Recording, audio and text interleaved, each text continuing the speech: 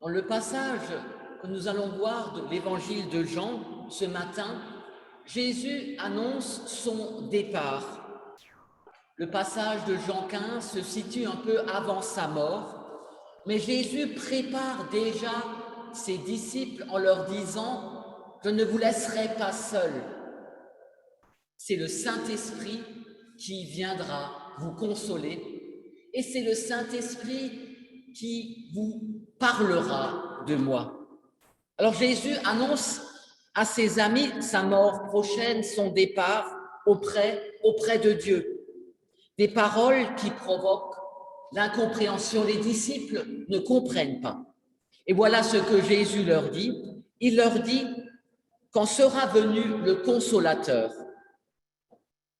l'Esprit de vérité, il rendra témoignage de moi. Et vous aussi, vous rendrez témoignage parce que vous êtes avec moi dès le commencement. Et je vous ai dit ces choses afin que vous n'ayez pas peur.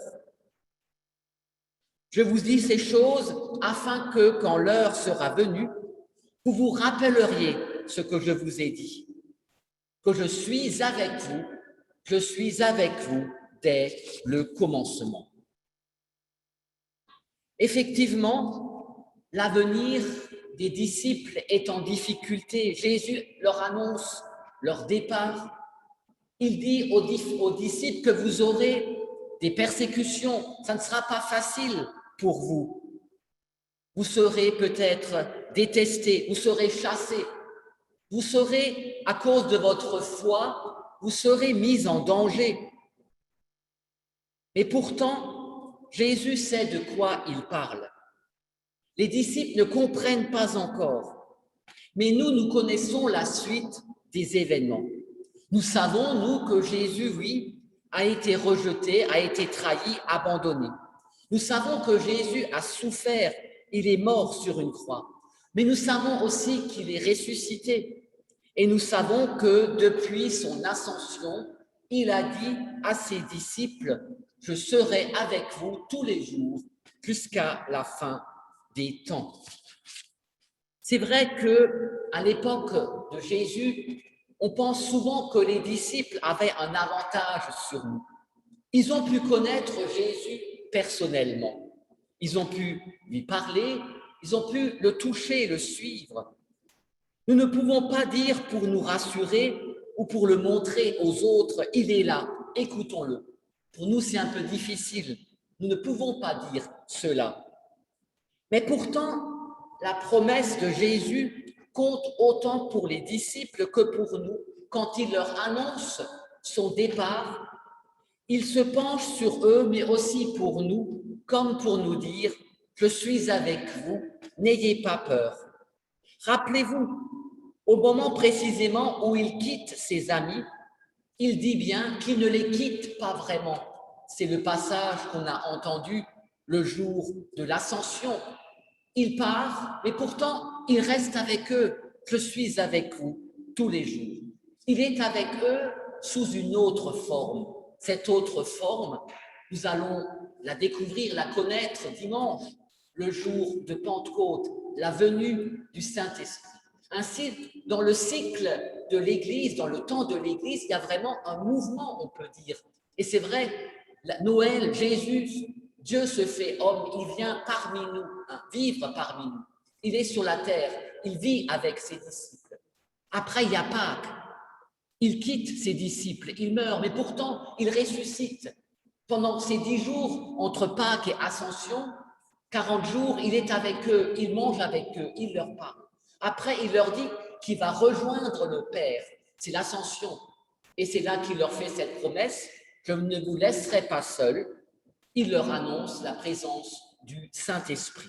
Et c'est Pentecôte. C'est vrai, parfois nous pensons que les apôtres avaient eu la chance de pouvoir approcher Jésus. Mais pourtant, Dieu ne se manifeste pas dans ce qui est extérieur, visible, superficiel. Dieu est toujours présent parmi nous, même le Christ Jésus, à travers son Saint-Esprit, car il se révèle, il se montre dans l'intimité, dans la prière, dans le secret. dans ce que nous appelons aussi le cœur.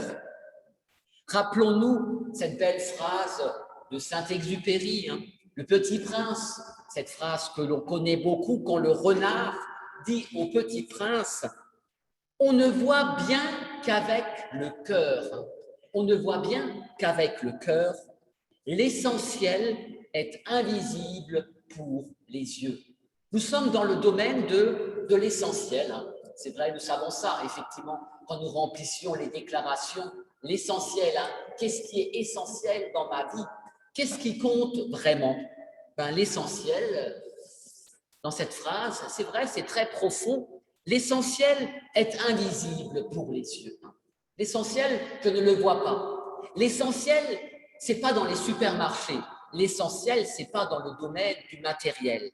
C'est ce qu'on appelle la foi. La foi, c'est de l'essentiel.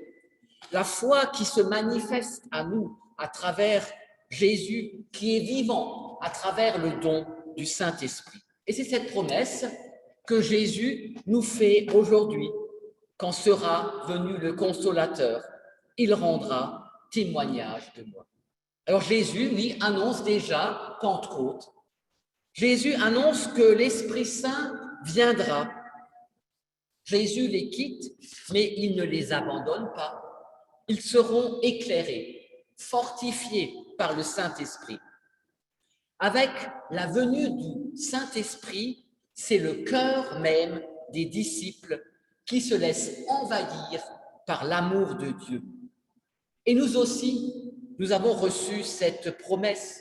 Le Saint-Esprit, nous l'avons reçu. Le jour de notre baptême, le Saint-Esprit nous permet de prier, nous permet de nous approcher de Jésus.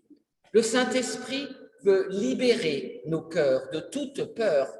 Le Saint-Esprit nous appelle à nous laisser guider vers le Christ. Et lorsque Jésus dit, vous aussi, vous me rendez témoignage, le Saint-Esprit fait de nous des témoins, oui.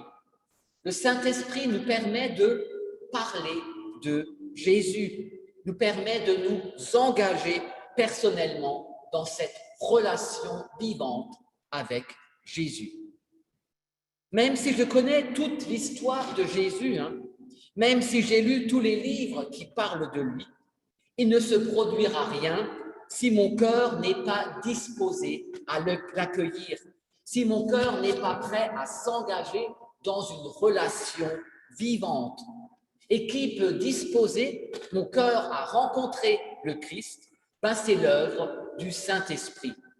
Le Saint-Esprit nous permet de nous ouvrir à Jésus.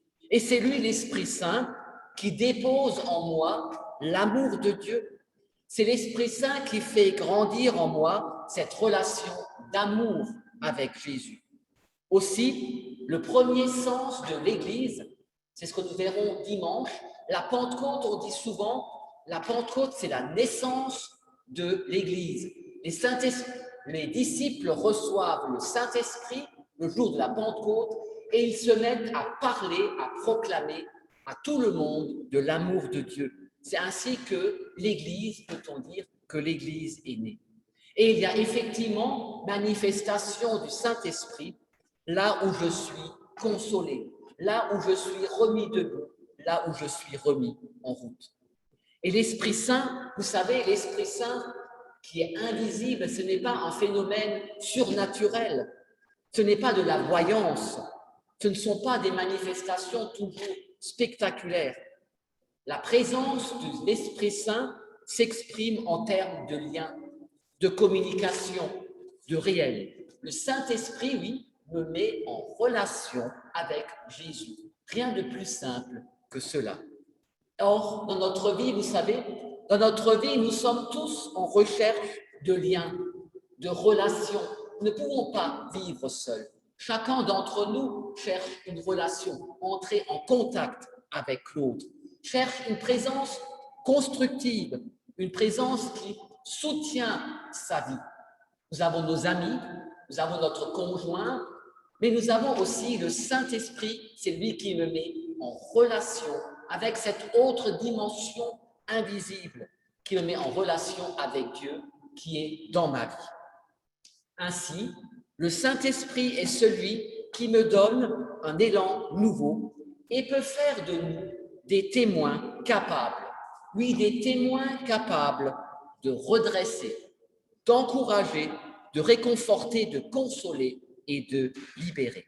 Nous sommes ainsi cette communauté, comme le dit ce dimanche, la communauté en attente. Nous attendons le Saint-Esprit Pentecôte, cette communauté qui se prépare à fêter Pentecôte et le don du Saint-Esprit. Alors, vivons dès à présent de cette promesse et regardons courageusement vers l'avenir.